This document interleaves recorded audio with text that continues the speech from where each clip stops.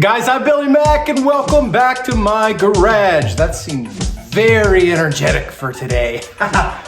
So here we go. This is where the car is right now. It is scuffed, sanded, ready to be wiped down and masked, and we are gonna get to that right now.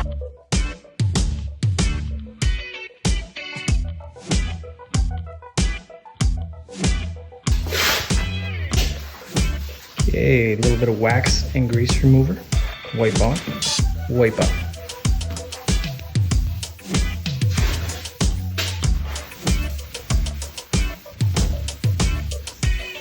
Okay, car's all masked off. You got it all tack locked. All right, mix some paint. Fast forward a whole bunch. I had no opportunity to set the camera up. Yeah, so there you go. Let's see it. So there is a little bit of junk in it, but that's understandable. And I did fully attempt and try to get some video while I was spraying the car, but no, way too much work, too much overspray. The phone was getting sticky, so I'm gonna have to add some more content to this video. But this is what I did today, and that's the color. It's called Stingray. It's a Chrysler color. It's on the Jeeps, and I absolutely love it. I love how it allows you to follow the lines of the car very nice. Will look good with some dark wheels. Will look aggressive. So again, painted in here. There's a lot of dirt in it. That's no problem because I'm going to scuff this car down.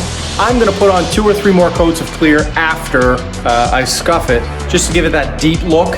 And I want to be able to wet sand and polish the paint and have no problems of burning through the clear. All right, so the car has been sprayed, cleared. Now the quarters and the roof, they're gonna get a flow coat. So I have everything sanded off pretty much. I still gotta do along the edges here with some wet, but I'm gonna mask all this door jamb off, tape it off, tape up all the front, and then hit a really good couple coats of clear on the quarter panels and the roof, just to get a real deep looking finish.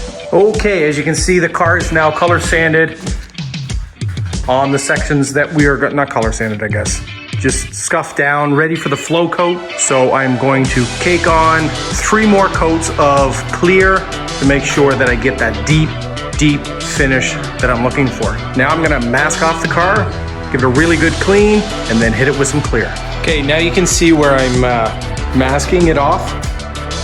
So basically I'm gonna throw the drape over, cut it all along the edges here. We're gonna mask off here, forward. So basically just painting or re-clearing the roof and the 2 quarters.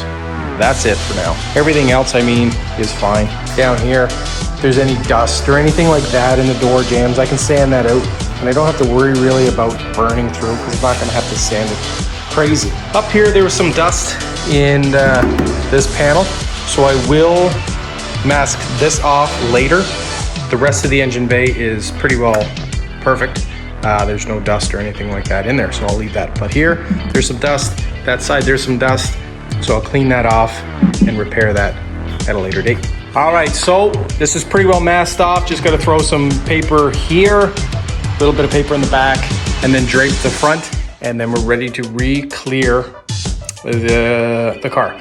There was a couple of little flaws in it, so I scuffed them out. Here you can see. So I'll have to apply a little bit more paint here, as well as here.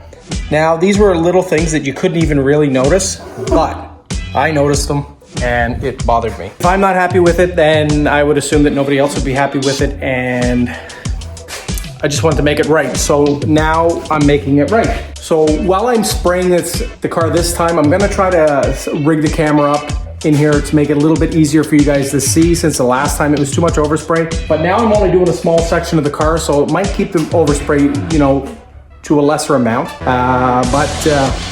So again, what I'm going to do, once it's fully masked the rest of the vehicle, the rest of the car, I'm going to hit it with wax and grease remover, wipe it on, wipe it off, nice tack rag,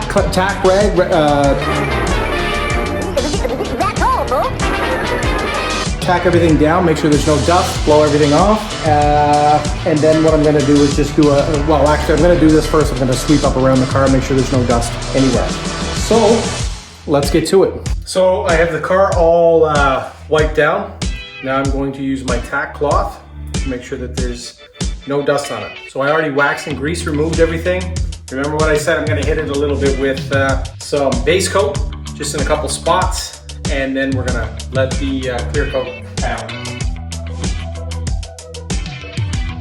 I have cleaned off this car a few times already, so there's really no dust or dirt. But because I'm in the garage here, and not the best situation for priming and painting, I'm gonna make do with what I can make do. I just want to be a little bit more cautious because I know there's gonna be some dust in here. But again, even though we're putting flow coat on, that's not end all be all. We'll be wet sanding and updating the paint afterwards. That's what the flow coat is for. I could have often painted this probably too, but I wanted the flow coat on there so it's nice and deep. I'll probably take off a good couple coats. So clear, when I'm sanding it, or about not a speck of dirt on it, which I can. I'm gonna put the tack cloth away and I'm gonna spray some base. You guys can watch me if you wish.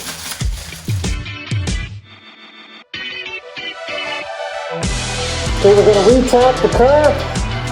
Now that the base is dry.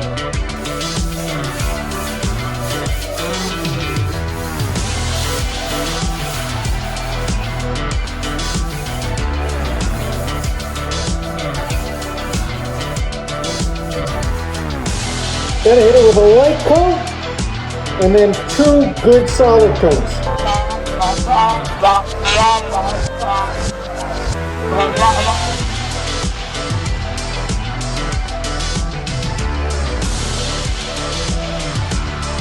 All right, so there's the other 2 coats. They are on it. Sorry, I'm winded. We just finished our workout while this was.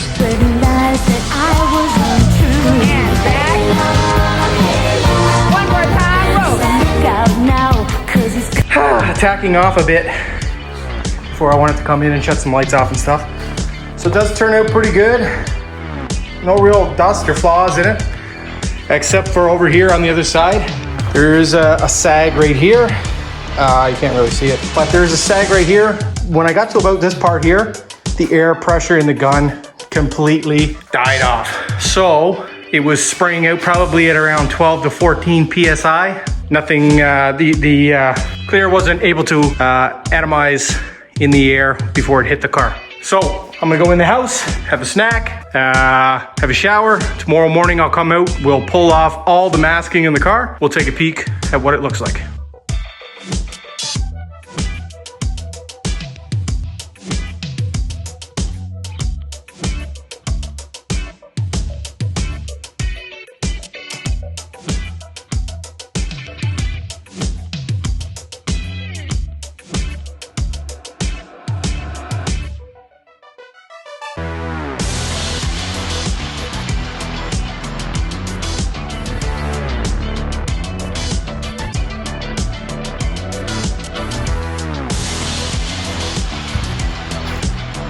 And there you have it. So that is your color. It has, you know, probably about 5 good coats of clear on it. I did take some off when I sanded it down to put the other 2.5, 3 coats on last night. So now what I'm doing is I'm getting the rear suspension buttoned up. I had my wheels, ordering up some tires for it. As soon as the tires get here, I'd like to get the car on the ground, make sure all the suspension in the front is all buttoned up and ready to go. And then I'll start reassembling everything.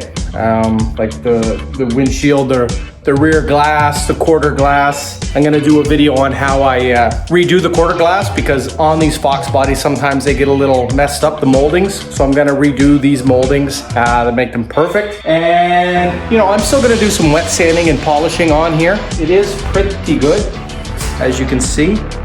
There is a little bit of dust in it, but other than that, I mean, it's a pretty good paint job. So you know, I won't bore you guys with the wet sanding and polishing it. It's you know, it is what it is. You can go online and find that anywhere how to do it. And you know, I'll make a video of something else. So for now, guys, I'm gonna leave it at that. As you can see, I did paint the car myself in this garage. Yes, the doors aren't on it, but those are gonna be easier to paint.